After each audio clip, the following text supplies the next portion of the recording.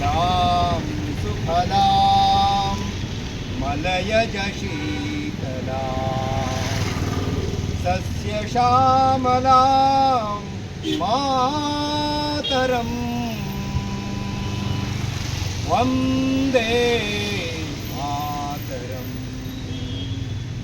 शुभ्रज्योत्स्ना पुलकितयामिनीं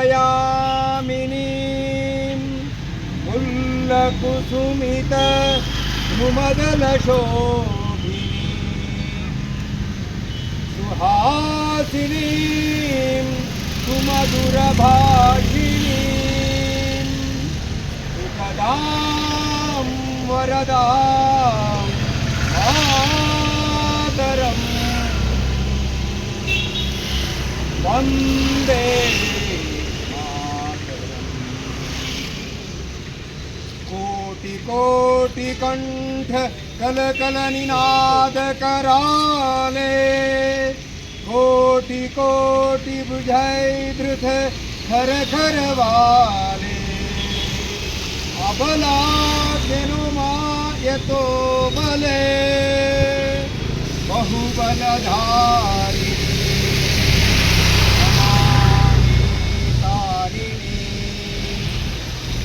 विपुलवारिणी मातरं वन्दे विद्या धर्म निहृदि स्वप्नि प्राण शरीरे बाहुते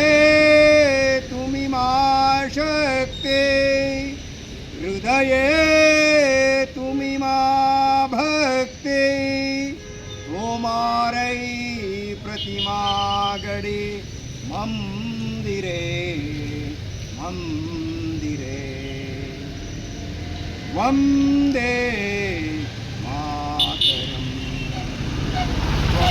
दुर्गा दश प्रहरणधारिणी कमला कमलदल विहारिणी वाणीं विद्यादायिनीं नमामि त्वां नमामि कमलाम् अमलाम् अथुलां सुजलां सुफलां मातरम्। ಕೇಂದ್ರಿತವಾಗಿರತಕ್ಕಂತಹ ಆ ಕಠಿಣ ದುರ್ಗಮ ಪ್ರದೇಶಗಳಲ್ಲಿ ನಮ್ಮ ಸೈನಿಕರು ತಮ್ಮ ಪ್ರಾಣವನ್ನು ತೆತ್ತು ತಮ್ಮ ರಕ್ತದ ಕೋಡಿಯನ್ನೇ ಹರಿಸಿ ಈ ದೇಶಕ್ಕಾಗಿ ಭಾರತ ಭೂಮಿಯ ಮಣ್ಣಿನ ಸಂರಕ್ಷಣೆಗಾಗಿ ಜೀವವನ್ನೇ ಕೊಟ್ಟಿರ್ತಕ್ಕಂತಹ ಆ ವಿಜಯದ ದಿವಸ, ಆ ಸೈನಿಕರನ್ನು ಸ್ಮರಣೆ ಮಾಡ್ತಕ್ಕಂಥ ದಿವಸ, ಆ ಸೈನಿಕರಿಗೆ ನಿಜವಾಗಿರ್ತಕ್ಕಂತಹ ಸ್ಮರಣೆಯನ್ನು ನಮ್ಮ ಹೃದಯದಲ್ಲಿ ನಾವು ಕೊಡ್ತಕ್ಕಂತಹ ಒಂದು ನಿಜವಾಗಿರ್ತಕ್ಕಂಥ ಧ್ಯೇಯ ಈ ದೇಶವನ್ನು ಕಲ್ಪಿಸಿಕೊಳ್ಳುವಂತಹ ಆ ಒಂದು ವಿಚಾರಕ್ಕೋಸ್ಕರ ಇವತ್ತು ನಡೀತಾ ಇರುವಂತಹ ಈ ಕಾರ್ಗಿಲ್ ವಿಜಯೋತ್ಸವದಲ್ಲಿ ಆಗಮಿಸಿರ್ತಕ್ಕಂಥ ಎಲ್ಲ ಬಂಧುಗಳಿಗೂ ಕೂಡ ಪ್ರಣಾಮವನ್ನು ಸಲ್ಲಿಸ್ತಾ ಇದ್ದೇನೆ. ನಿಮಗೆ ಅನ್ಸ್ಬೋದು ಯಾಕೆ ಇಲ್ಲಿಗೆ ಬಂದಿರತಕ್ಕಂಥವರಿಗೆ ಪ್ರಣಾಮ ಅಂತ. ಈ ದೇಶಕ್ಕೋಸ್ಕರ ಕಳೆದ 26 ವರ್ಷಗಳ ಹಿಂದೆ ನಡೆದಿರ್ತಕ್ಕಂತಹ ಯುದ್ಧ ಯಾಕೆ ಜಗತ್ತಿನ ಪ್ರಮುಖ ಒಂದು ಯುದ್ಧಗಳಲ್ಲಿ ಒಂದಾಗಿದೆ. ಭಾರತ ಬಹಳ ಪ್ರಮುಖವಾಗಿ 1948ರಲ್ಲಿ, 1965ರಲ್ಲಿ, 1971ರಲ್ಲಿ 3 ಯುದ್ಧಗಳನ್ನು ಎದುರಿಸಿತು ಪಾಕಿಸ್ತಾನದ ಜೊತೆ. ಆದರೆ ಆ ಎಲ್ಲ ಯುದ್ಧಗಳಿಗಿಂತ ಕಾರ್ಗಿಲ್ 1999ರ ಕಾರ್ಗಿಲ್ ಯುದ್ಧ ಯಾಕೆ ಅಂತ ಹೇಳಿದರೆ, ನಾವು ಹೇಳಿದ ಹಾಗೆ ಅಲ್ಲಿ ನಮ್ಮ ಸೈನಿಕರು ರಾತ್ರಿ ಪೂರ್ತಿ ನಿದ್ದೆಯನ್ನು ಕೆಟ್ಟು ಆ ಬೆಟ್ಟವನ್ನು ಹತ್ತಬೇಕಿತ್ತು. ಹಗಲಿನಲ್ಲಿ ಆ ನಿದ್ರೆಯನ್ನು ಲೆಕ್ಕಿಸದೆ ಯುದ್ಧವನ್ನು ಮಾಡಬೇಕಿತ್ತು ಶತ್ರುಗಳ ಜೊತೆ. ಯೋಚನೆ ಮಾಡಿ, ಆ ರಾತ್ರಿ ನಿದ್ರೆಯನ್ನು ಕಟ್ಟು ಹಗಲು ಯುದ್ಧವನ್ನು ಮಾಡಬೇಕು ಅಂತ ಹೇಳಿದ್ರೆ ಈ ಭಾರತದ ಸೈನಿಕರ ಹೃದಯದಲ್ಲಿ ಹರಿತಕ್ಕಂಥ ರಕ್ತ ಅದೆಷ್ಟು ಗಟ್ಟಿಯಾಗಿರ್ಬೋದು. ಆ ಸೈನಿಕರಿಗೆ ನಿಜವಾಗ್ಲೂ ಕೂಡ ನಾವೊಂದು ಸ್ಮರಣೆಯನ್ನು ಸಲ್ಲಿಸ್ತಕ್ಕಂಥ ದಿನವೇ ಈ ಕಾರ್ಗಿಲ್ ವಿಜಯೋತ್ಸವ. This war memorial is dedicated to valiant sons of Kurd who fought in Second World War. ನಮ್ಮ ತಾತ ಮುತ್ತಾತನ ಕಾಲದಿಂದಲೂ ಕೂಡ ಈ ಮಣ್ಣಿನಿಂದ ವೀರ ಮಕ್ಕಳನ್ನು ದೇಶ ಕಾಯುವ ಒಂದು ಪರಂಪರೆಗೆ ಜೋಡಿಸುವ ಸಂಸ್ಕೃತಿ ನಮಗೆ ಮಣ್ಣಿಂದ ಬಂದಿರೋದು. ಹಾಗಾಗಿ ಸಾವಿರಾರು ಸಂಖ್ಯೆಯಲ್ಲಿರುವ ಮಾಜಿ ಸೈನಿಕರು, ದೇಶಕ್ಕೆ ಸೇವೆ ನೀಡಿದ ಯೋಧರು ಇರುವ ಈ ಪುಣ್ಯ ಭೂಮಿಯಲ್ಲಿ ಇಂದು ಕಾರ್ಗಿಲ್ ವಿಜಯೋತ್ಸವದ ವಿಚಾರದ ಬಗ್ಗೆ ಒಂದಷ್ಟು ವಿಚಾರಗಳನ್ನು ನಿಮ್ಮ ಮುಂದೆ ನಾನು ಹಂಚಿಕೊಳ್ಳಿಕ್ಕೆ ಬಯಸ್ತಾ ಇದ್ದೆ. ಕಾರ್ಗಿಲ್ ಯುದ್ಧ ಯಾಕೆ ವಿಶೇಷ? ಅದಕ್ಕಿಂತ ಮೊದಲು ಕೂಡ ಬಹಳ ಯುದ್ಧಗಳು ನಡೆದಿದೆ. 1965 ಇರ್ಬೋದು, 65, 71 ಪಾಕಿಸ್ತಾನ ಜೊತೆ, 52 ಅಲ್ಲಿ ಚೈನಾ ಜೊತೆ. ಆದರೆ ಕಾರ್ಗಿಲ್ ಯುದ್ಧ ನಮ್ಮೆಲ್ಲರ ಮನಸ್ಸನ್ನು ಕಲಕಿದ ಹಾಗೆ ಯಾವ ಯುದ್ಧ ಕೂಡ ಕಲಿತಿಲ್ಲ. ಏಕೆಂತ ಹೇಳಿದರೆ, ಇದೇ ಕಾರ್ಗಿಲ್ ಯುದ್ಧದಲ್ಲಿ ನಾವು ಸೈನಿಕರ ಶವಗಳನ್ನು ನಾವು ಊರಿನಲ್ಲಿ ರಿಸೀವ್ ಮಾಡಲಿಕ್ಕೆ ನಾವು ನೋಡಿದ್ದು. ಮೊದಲು ಯುದ್ಧ ಪೇಪರಲ್ಲಿ ಬರ್ತಾ ಇತ್ತು. ಆದರೆ ಕಾರ್ಗಿಲ್ ಯುದ್ಧ ನಮ್ಮ ದೇಶದ ಪ್ರತಿಯೊಂದು ತಾಲೂಕನ್ನು, ಹಳ್ಳಿಯನ್ನು, ಜಿಲ್ಲೆಯನ್ನು ನೇರವಾಗಿ ತಟ್ಟು.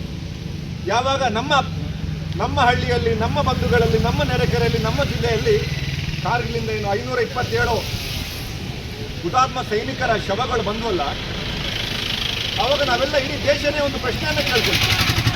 ಈ ವೀರ ಸೈನಿಕರ ತ್ಯಾಗ ಯಾರಿಗಾಗಿ? ಈಗ ಪರಿ ಉಂಟಲ್ಲ,